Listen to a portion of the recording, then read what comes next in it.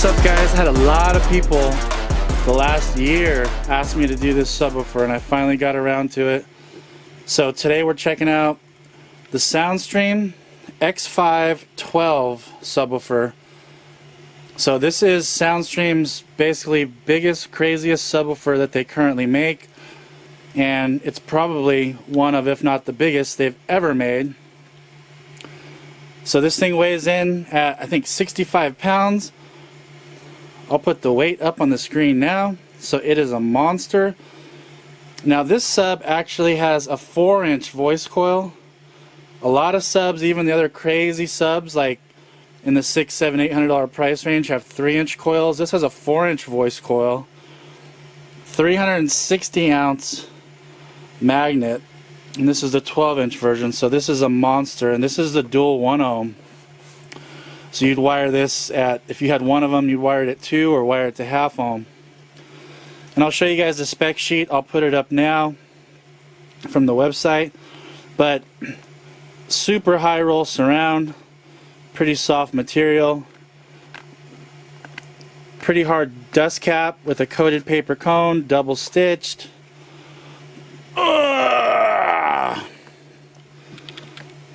Nice looking aluminum basket with the Soundstream logos, and it's milled out. Direct wired, it's like 10 gauge speaker leads. And this sub has triple spiders, so you got 3 layers. Let me flip it over. This thing's so heavy, guys, I need 2 hands. Okay, so on each side you have doubled up round tensile leads that are woven. So it does have a spider hold down ring. Big old, you can't see it, coated 4-inch voice coil in there with lots of venting. The magnet on this thing is about as big as the sub itself. It's crazy. Okay, let me get it flipped over and I'll show you guys the back. Okay, so here's the back. It's got lots of venting. It's even got venting down inside here going sideways. Sticker on the back. Rubber bumper.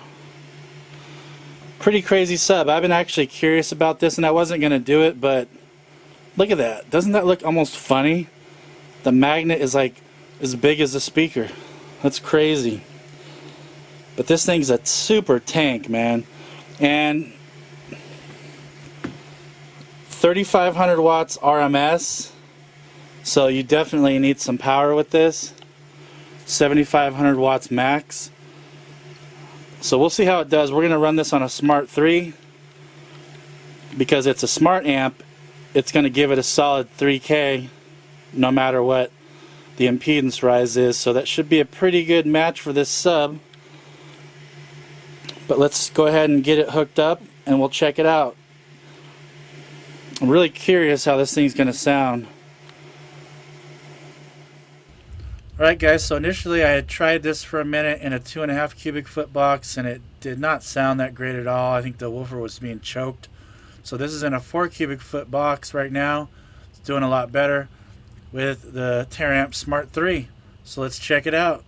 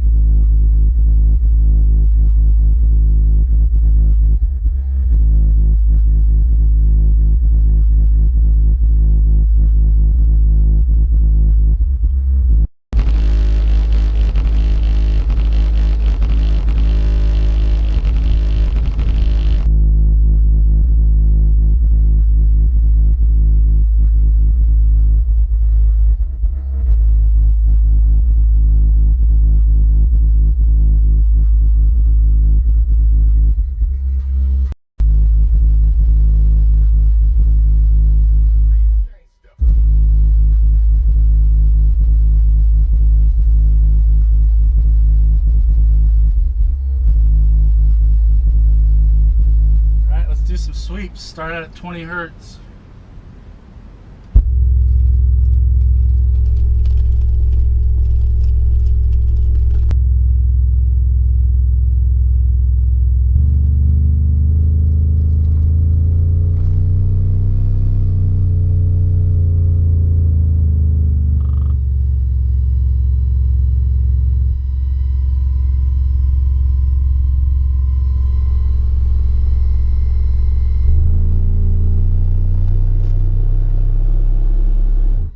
Alright, let's do some sweeps. Let's start out at 20 hertz.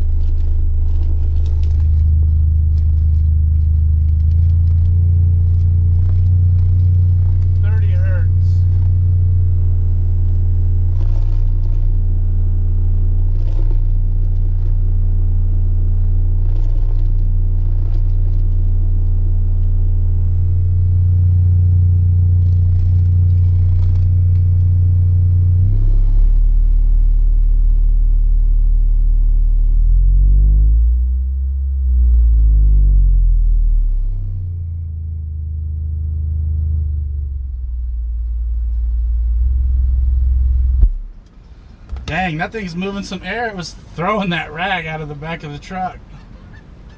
Alright guys, got the SPL meter on the front glass. Let's see what we get at 35 hertz.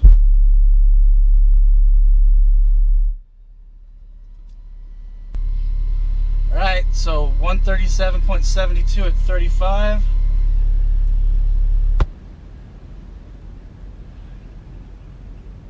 Let's try 38. Go ahead and reset it. Alright, 38 hertz.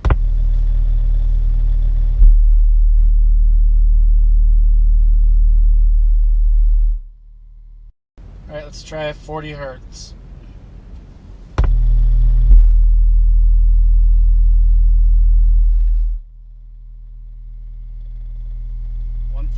.6. Alright guys, well I'm going to drive around a little bit and put this Taramp Smart 3 and this Soundstream X5 12 through its paces, get a little bit more music through it so I can get back in the shop and give you my final verdict on how this thing sounds and how it performs. Alright guys, so we're back now, and I drove around with this sub for a few days, and this is actually a really interesting sub to me. So I always try to explain it to you guys so you can kind of get an idea of how it sounds or what it sounds like, since you can only tell so much through a video. But this sub is interesting because it moves a ton of air, super high excursion. Like you saw in the video, I mean, it was stupid. It was throwing the rag out of my truck, and I kept trying to reshoot it, but it moves so much air, it was just throwing it out the back of my truck. So, moves a ton of air. It was taking every bit of that Smart 3, which again, that Smart 3 counteracts impedance rise. So this thing was getting 3K solid, and it was taking every single bit of it. This thing really could have used a Smart 5. So the Smart 3 was okay for daily driving, but we could have got way more SPL out of it with the Smart 5. So I definitely think these things could use, and they need, a ton of power. So Smart 5 for one, or maybe like an 8K if you're using a regular amp that's not smart for one of these. So keep that in mind. That would have got the SPL numbers way up there too, giving it more power. And you don't want to give it like 2,000 watts or whatever, because if you underpower this thing, it's not even going to get moving. I mean, you're not even going to be giving it what it needs to mechanically get motivated. So that is the one downside. If you get one of these, make sure you get the power, and otherwise it's not going to perform because it's such a massive subwoofer. One of them is not bad. You can get a Smart 3, and it sounded really good in my truck, as you guys saw. I mean, it was pretty crazy. But if you got two of these, you'd definitely be needing like multiple batteries and a crazy setup, because these things take so much power. So let's get down to how it sounded. So this is not a slappy woofer. It has pretty much no slap at all, which that's common for high excursion subs that are geared towards SPL. But it's very smooth. It's very smooth, and the sound quality surprised me because it actually sounded good with rock really good with like country, anything with like slow bass hits. The transient response, you know, it's not this sub's fault. It wasn't designed for that. But the transient response when you start getting into like metal with double bass, it can't keep up, but it actually still sounds decent.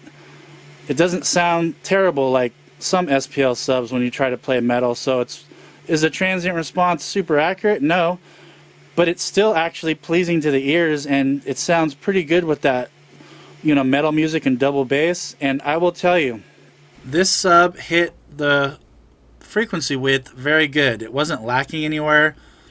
It didn't really fall off anywhere sharply, so it had a broad sound spectrum, which is nice. Now, these do take a large box. I tried it in a smaller box, and I thought it sounded better in the 4 cubic foot 33 hertz box. You could tune it lower if you want to basically get a little bit louder under 30 hertz range, but I think the 33 hertz was really good tuning point for sound quality. It still hit the lows really good, but sounded excellent. Now, to me, this is kind of similar to a Sundown X Series 12. While the Sundown has more excursion, it's less accurate. This sub has better transient response, and musically, for sound quality, sounds a little bit better.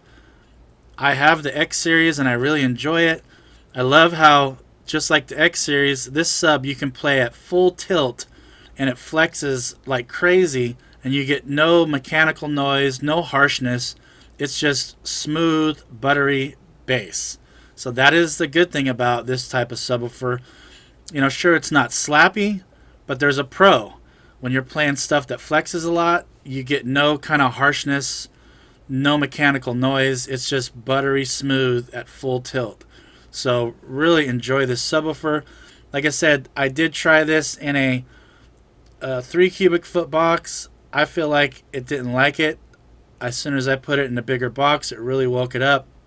So I do think these require, for this 12-inch, at least a 3.5 cubic foot box, you know, with I'd say 45 to 48 square inches of port area. But really great subwoofer. I was really surprised. I'm surprised that more people haven't really tried this. It's kind of been out on the market for a while, but there's really not that many videos on it, which I think is why so many guys were asking me to check it out. But it's a great subwoofer. It's one of those SPL subs that you could use it, and it's a great air mover. You know, it's an air pump, which is what guys want with SPL subs. It hits the lows pretty good, but musically it sounds good. So you can get crazy, but when you want to turn it down and just enjoy the music, it still sounds very good. So it's a great subwoofer. I think these are about 500 bucks. They used to be like $7. I'll put a link below. And they also do sell recone kits for these if you contact Soundstream. So that's nice. If you ever do have an oops or a problem, you can get a recone kit. Alright guys, that's all we got today for this one. This video was kind of long, but I hope you guys enjoyed it, and I hope it got all the information out there that you wanted to know about this subwoofer. Thanks so much guys, and until next time, oh yeah.